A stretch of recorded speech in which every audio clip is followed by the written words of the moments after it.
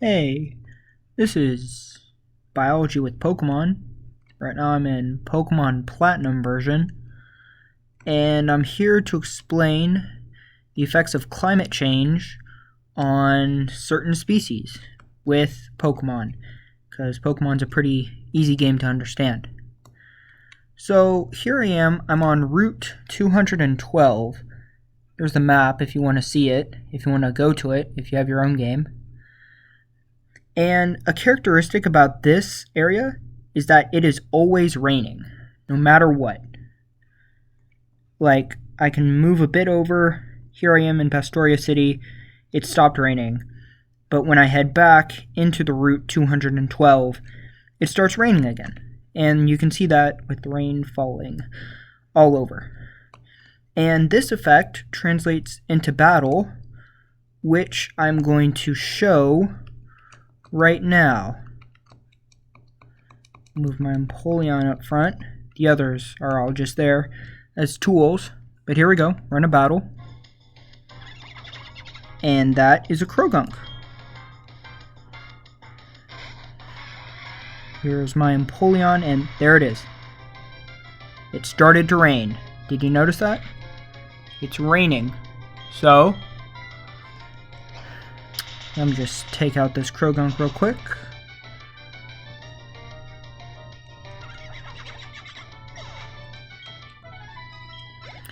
Get some nice experience. But yeah, it is always raining, even in battle. And that is very important to how the species in the Pokemon form. As we just saw, we saw a Croagunk, but we can also encounter such species such as Buizel, Quagsire, and Shellos, all of those being water types. Or we can get another Croagunk. There's the rain again. Let me just run away real quick. And I'll try to find another water type. And the reason there are so many water types here is because the rain benefits water types.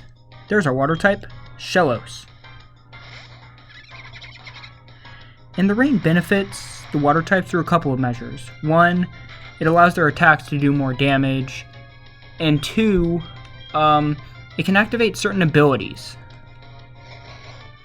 A key example of an ability is going to come right here. We can see the rain still falling. And did you notice that? My Croagunk just restored HP because of it raining. And it also allows it to work with water type attacks.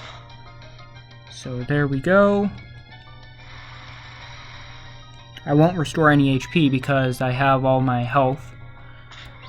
Pursuit takes out the Shellos. And so that's why the species in this habitat are all water types and Croagunk, because they've all evolved to live in the rain. That's why you're not going to find many fire types here, because the rain and the rain boosting the water types would just cause the fire types to lose out in fitness, and they wouldn't be able to survive. But what happens when it's not raining? Well, for that, I brought a Castform, which has the ability to change the weather. There's a Quagsire, it's another water type. And it's still raining, it's always raining. And we can see that in how it transformed into a water type. So, let's change the weather. Sunny day. Alright, it's all sunny. There we go. And now, with the sunlight up, you'd imagine, well, any water type moves, they wouldn't be as powerful. So the water types are at a disadvantage in the sunlight. They don't like the sunlight.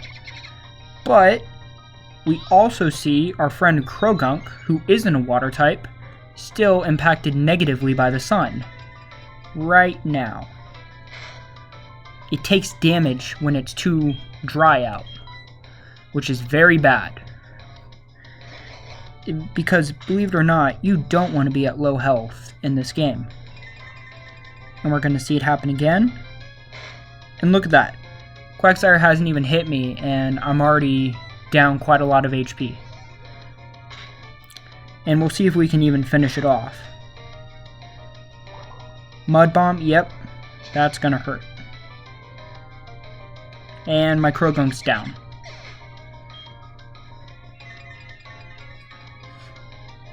Alright, that was a good enough example. So I'm just going to run away.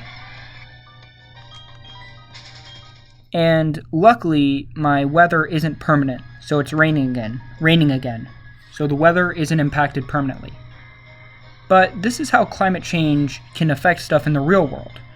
We have biomes, and those biomes have specific weather patterns, or climate, and when you start to mess with that climate, as I showed in the sun example, well, the wildlife can't always adapt as well, and that can cause species to go extinct.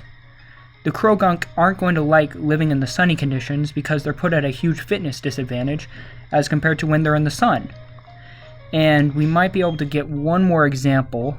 I'll keep my Castform up front and change the weather to sunny as soon as I can. Maybe... don't really want to work with a Quagsire. But as we're doing this, I'll just explain. So what's happening in the game is happening in our real life.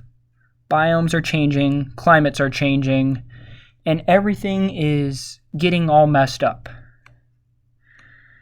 In our case, we're not being affected by magical Castforms. No, we're being affected mainly by carbon emissions and increases in greenhouse gases. In greenhouse gases, they work by trapping heat. They're like a blanket. And we need greenhouse gases to survive, but too many of them and our planet starts to suffer. I'm going to try and find a Buizel because that is what my next example is going to be. Shellos, again. Okay, whatever. Anyway, too many greenhouse gases and our planet starts to heat up.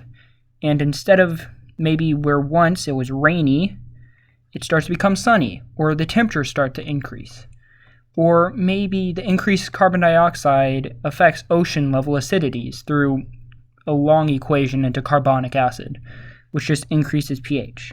Alright, I'm trying to find a Buizel here. I'm sorry, guys.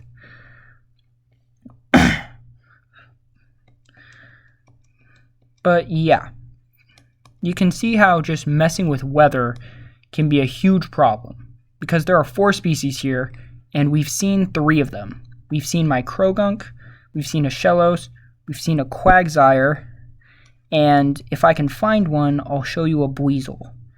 At some point, I'm just going to have to make a follow-up video when I finally find the Buizel, and I'll link it in the description, and you guys can just watch that for that example. And there's going to be another one after this where I work with weather that isn't rainy. It's going to be snowy.